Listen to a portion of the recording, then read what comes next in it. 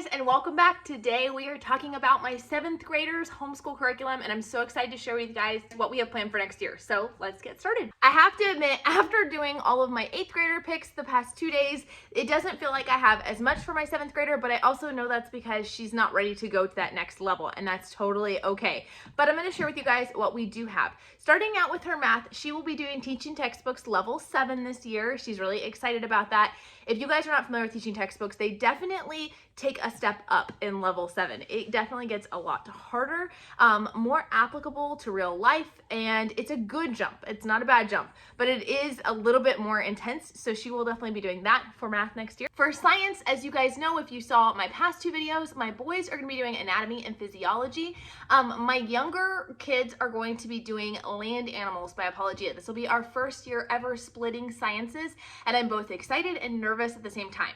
But because of my 7th grader and her position, I kind of gave her a choice. If she'd rather do anatomy and physiology, she could totally do that with her brothers, or she could go down to land animals. So she chose land animals, and so she's going to be doing that with them. I did get her the student journal. There are a lot of additional practice things. There are coloring pages and maps and activities and copy worksheets that she will be doing, but because she is in 7th grade and choosing the little bit easier science of the two, I do plan to have her write a paper. So for every single chapter in this curriculum, which we cover a chapter in about 2 weeks, she will be assigned to write a paper on one of the animals from that chapter that stood out to her. And so it gives her a little bit more of a chance to work on some research, watch some YouTube videos, make a presentation. Sometimes it might be a written report, sometimes it might be a video report or an oral report. So I'm just excited to kind of add that element this year. For Bible, she will be joining my older kids doing the Bible Doctrine for Older Children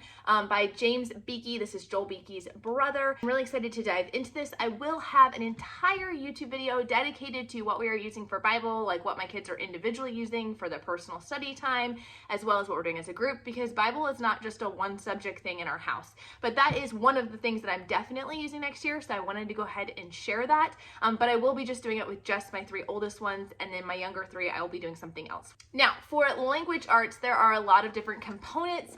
We are going to be doing the poetry memorization by IAW. We started that this year, and we're going to continue that on probably through graduation. If you're not familiar with this curriculum, it is really neat. You can start it in kindergarten or even preschool and go up. It starts with really easy poems and then progressively gets harder. It comes with a teacher's book of all the list of poems and a CD set where you guys can listen to the poetry.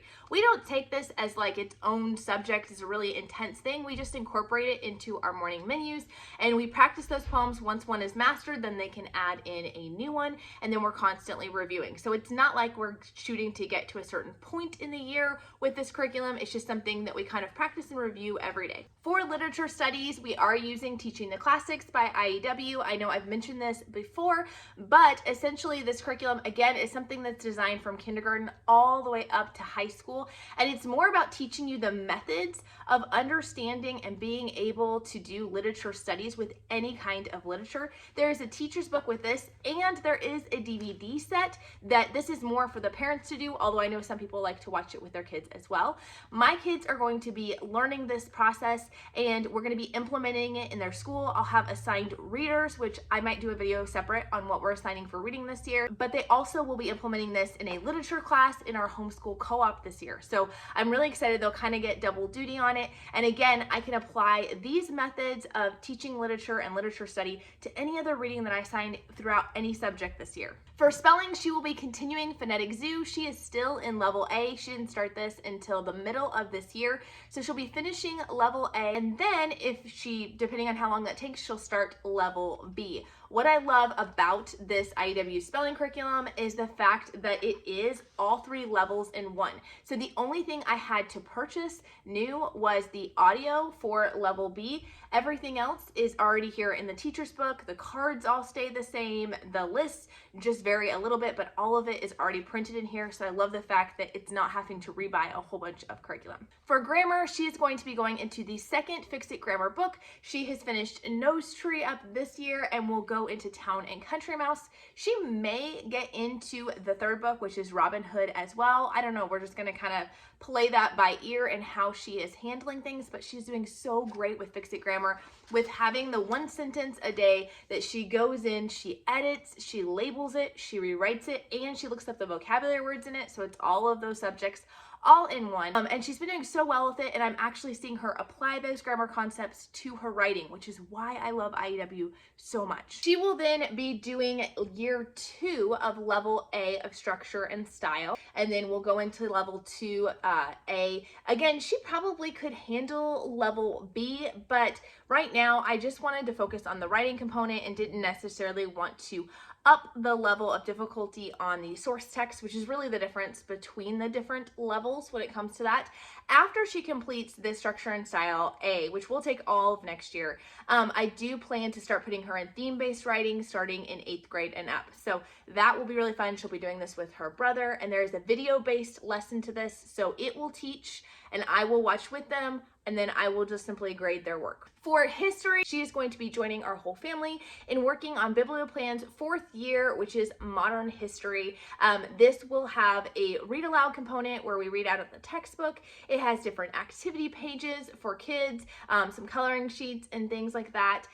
We also have supplemental reading that I will assign throughout the year. So instead of having a separate reading curriculum, I just felt like it was better to pull a few things from science and history and just books that I have on my wish list for my kids to read and assign those for their literature instead of having a separate curriculum. And of course, we'll be continuing to use WorldWatch.News as a family, which will help us to see world news from a biblical perspective, being able to keep up with all of the current events. This is a great add-on to any history or social studies curriculum. For her elective this year, we always like to find something that meets our kids' interests and where they are at. She requested more study in art, but not in art history and not in art in the sense of painting or drawing. She wants more crafting, I guess, is really where it's at. And so I have decided to go ahead and get a year subscription to Creative Fabrica's All Access Pass. So you guys know I've talked about Creative Fabrica before, and I love their teacher resource club card, but they also have an All Access Pass. This ends up being, when you purchase a year's worth, it ends up only being like $5 a month. And I am really excited because within this All Access Pass, you get access to everything on their website. And they have a ton of crafting tutorials. I'm talking some really cool crafts, guys. Paper flowers and the different shadow boxes. They have classes on crochet and knitting and things like that. And so she can literally take whatever interests her. And some of them might be a week long, some might be a month long, but she can kind of bounce around to whatever is of interest to her in that time. I love the fact that I have access to all of that for such an inexpensive price. And I can still continue to use all the other resources with the rest of my family as well. I will drop links down below where you guys can check out that All Access Pass or the Teacher Club card. Both of them are awesome resources for you and for your homeschool, and I can't wait to share with you guys more as we start using it more this next year. Overall, I'm really excited about diving into all of this with her in this next year, seeing her grow and get stronger in all of these subject areas, and I can't wait to see what we have planned. Let me know down in the comments, what is your favorite thing that we picked for next year, or do you have any suggestions of anything we're missing? If you missed our 8th grade curriculum picks, be sure to check those out here. And tomorrow I will be sharing my 5th graders picks. So we'll talk to you guys later. Bye.